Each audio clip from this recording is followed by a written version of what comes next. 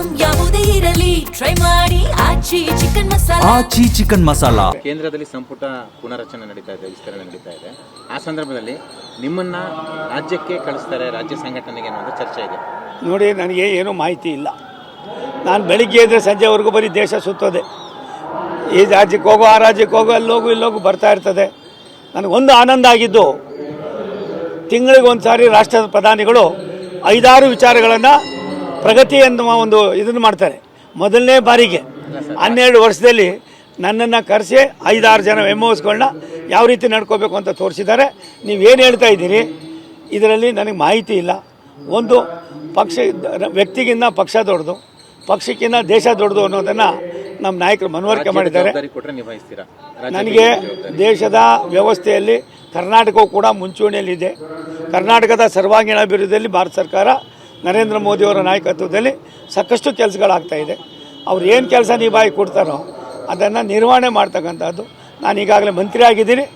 ಮಂತ್ರಿ ಆಗಿರೋದ್ರಿಂದ ನನಗೆ ಮಾಹಿತಿ ಇಲ್ಲದೆ ಇರೋದ್ರಿಂದ ನಮ್ಮ ನಾಯಕರುಗಳು ಇವತ್ತೇನು ನನ್ನ ಸೂಚನೆ ಕೊಟ್ಟಿದ್ದಾರೆ ಅದು ಮಾಡ್ತಾಯಿದ್ದೀನಿ. ಮುಂದಿನ ಅವ್ರ ಸೂಚನೆಯನ್ನು ನಾವು ತಲೆಬಾಗಿ ಅದನ್ನು ಸ್ವೀಕಾರ ಮಾಡ್ತೀವಿ. ಡಿ ಕೆ ಶಿವಕುಮಾರ್ ಅವರ ಸರ್ಕಾರದಲ್ಲಿ ಸರ್, ಅವರ ಸಂಪುಟದಲ್ಲಿ ಸಾಕಷ್ಟು ಖಾತೆ ಸಂಬಂಧಪಟ್ಟಂತೆ ಗೊಂದಲ ಅಪ್ಪ.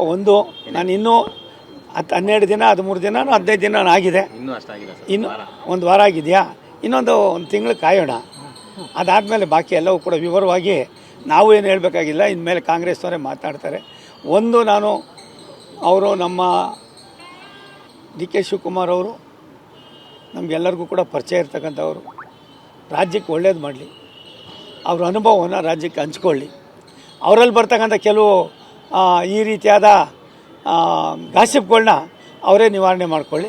ತಕ್ಷಣಕ್ಕೆ ಅದ್ರ ಬಗ್ಗೆ ನಾನು ಚರ್ಚೆ ಮಾಡಲ್ಲ. ಒಂದು ಸತ್ಯ, ಭಾರತ ದೇಶದ ಇತಿಹಾಸದಲ್ಲಿ ನನ್ನಂಥವರು ಇಂಥವ್ರೆಲ್ಲರೂ ತುಂಬ ಇದಾಗಿದ್ದಾರೆ. ದೇಶ ಇದ್ದರೆ ಮಾತ್ರ ನಾವು ದೇಶಕ್ಕೋಸ್ಕರ ಅವ್ರು ಏನಾದ್ರು ಮಾಡ್ತಾರೆ ಅಂದರೆ ನಮ್ಮದೇನು ಅಭ್ಯಂತರ ಇದೆ. ನಿಮ್ಮ ಕ್ಷೇತ್ರಕ್ಕೆ ಡಿ ಸಿ ಎಂ ಸ್ಥಾನ ಸಿಕ್ಕಿದೆ ಸರ್. ತುಮಕೂರಿಗೆ ಪರಮೇಶ್ವರ್ ಅವರು ಈಗಾಗಲೇ ಅವರೆಲ್ಲ ಕಥೆನ ಹೇಳ್ಕೊಂಡಿದ್ದಾರೆ. ಅವರೆಲ್ಲ ಪೂರ್ತಿ ಹೇಳಿದ್ರಿಂದ ಮತ್ತೆ ನಾನು ಅದನ್ನು ಮರುಕಳಿಸೋದು ಬೇಡ. ಅವ್ರು ಯಾವ ರೀತಿ ಚಿಂತಾಕ್ರಾಂತರಾಗಿದ್ದಾರೋ ಆದರೆ ನನಗೇನದು ಮಾಹಿತಿ ಇಲ್ಲ. ಪರಮೇಶ್ವರ್ ಅವರು ನಾವು ಸ್ನೇಹಿತರು, ಜಿಲ್ಲೆಯಲ್ಲಿ ಒಟ್ಟಾಗಿ ಸೇರಿ ಕೆಲಸ ಮಾಡ್ತಾಯಿದ್ವಿ. ಅದು ನಂಗೆ ಗೊತ್ತಿಲ್ಲ. ಅದು ಕಾಂಗ್ರೆಸ್ನವ್ರದ್ದು, ನನಗೇನು ಸಂಬಂಧ?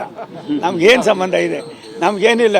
ಅವರು ಯಥಾ ರಾಜ ತಥಾ ಪ್ರಜೆ. ನಮ್ಮದು ಒಂದು ದೇಶದ ಭವಿಷ್ಯಕ್ಕೆ ಮೋದಿಯವರ ಕೊಡುಗೆಯನ್ನು ಮಾತ್ರ ನಾವು ಅಂತಲ್ಲ, ಇಡೀ ದೇಶದ 140 ಕೋಟಿ ಜನ ಇವತ್ತು ಅದನ್ನು ಸ್ವೀಕಾರ ಮಾಡ್ತಾ ಇದ್ದಾರೆ.